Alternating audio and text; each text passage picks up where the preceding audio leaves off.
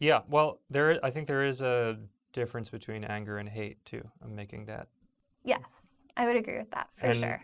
I don't think that it is a place to live in forever. No. And again, like I said, I have a harder time accessing it. But yeah, I think that people are condemning it because it's very powerful. It's a very powerful Hmm. energy. And because it has the power to change things. Yeah. And everybody is on a different timeline. Yeah. And also, people have different levels of investment in this current system. And so I've been thinking a lot about the idea of how I personally achieve things, Hmm. both like on a day to day basis and then like on a longer term basis. And I've been thinking about it like I think a common experience that would be instructive is the idea of procrastination. Mm.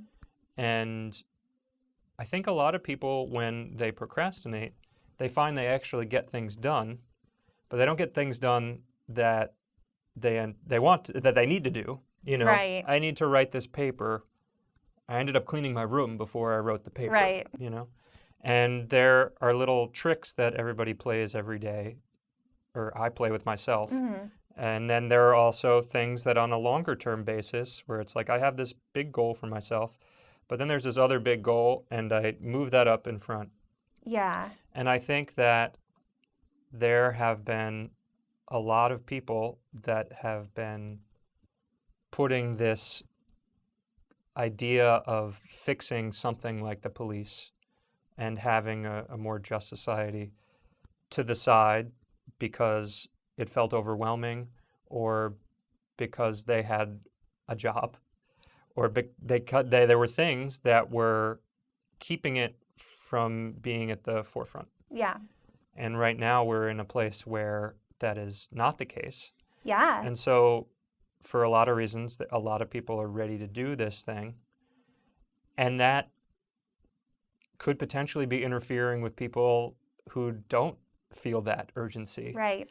And as a consequence, they will push back. Yeah.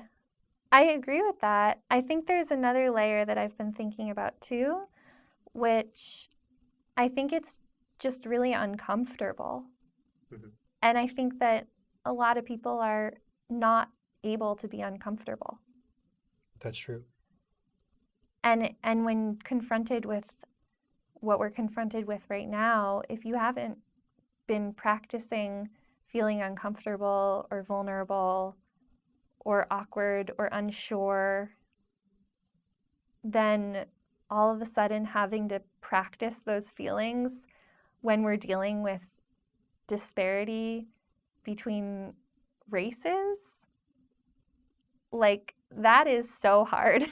And I think it needs to happen. It's not an excuse at all for people that are not able to join the conversation, but that's how I've been kind of trying to understand it.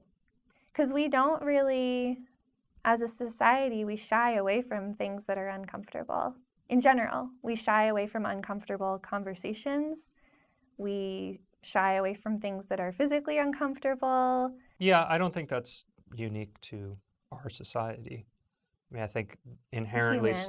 inherently something that's uncomfortable is a thing that most people will avoid. Yeah.